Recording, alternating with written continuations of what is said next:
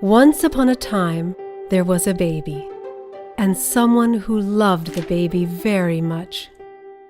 And this is where learning to read begins.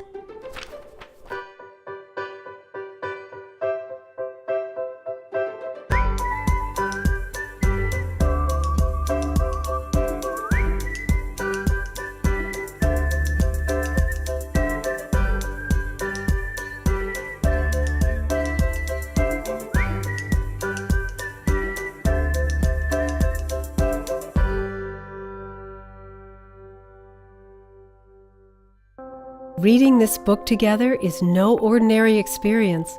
It's actually quite extraordinary. Why? Because researchers have found that when parents read books to their babies, point to the pictures, and delight in their babies' discoveries through books, children develop a love of books that later builds strong reading skills.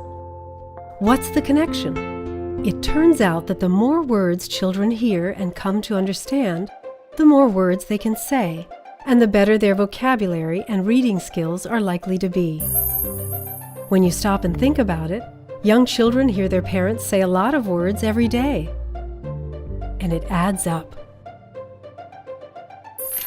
One very important research study found that children whose parents talk to them frequently as they go about their daily activities hear about 45 million words in the first 4 years.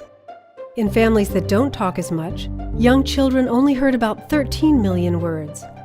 That's a difference of 32 million words that babies and toddlers don't get to hear and learn from.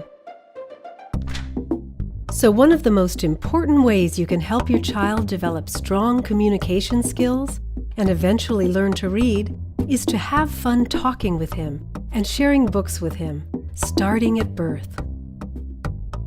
But many parents naturally wonder why reading to babies is so important, since sometimes they seem to have other ideas. But this is how babies get to know all about books. The more you read together, the more your child begins to understand how books work and how enjoyable they can be. And as you explore books together, your child learns that the printed words and the pictures have meaning. In fact, research has found that the more experience children have with books, the more likely they are to read early and well. This also helps with the development of other important thinking skills, like problem solving. And new brain imaging techniques have revealed that some really amazing things are going on in your child's brain while you are reading together. First, the brain focuses on the task of reading itself, which activates the cerebral cortex. The brain then snaps a picture of the printed letters on the page using the occipital lobe. A signal is transmitted from the occipital lobe to the angular gyrus. That's where the visual symbol of a letter is matched up to its sound and meaning. But wait, that's not all. Reading or being read to is a whole brain experience. When we read or hear words in a story like, "Jessie smelled sweet cookies baking in the oven," the part of our brain that processes and responds to smells lights up. When we hear phrases like, "The dog's fur was cold and wet," the sensory area of our brain gets turned on as well. And action sentences like, "Marco hit the ball as hard as he could," set off activity in the part of our brain that coordinates movement.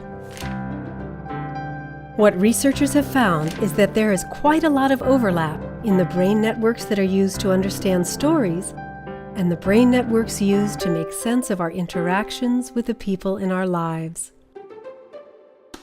In fact, one research study found that preschoolers who had been read to more were better able to understand and empathize with other people and see the world from their perspective.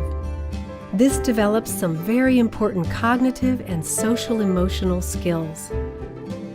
But sharing books with babies and toddlers is not just about their minds, it's also about their hearts and strengthening their bond with you. Reading a story while cuddled up on the lap of someone who adores them makes children feel loved, safe, and secure, all critical social-emotional milestones.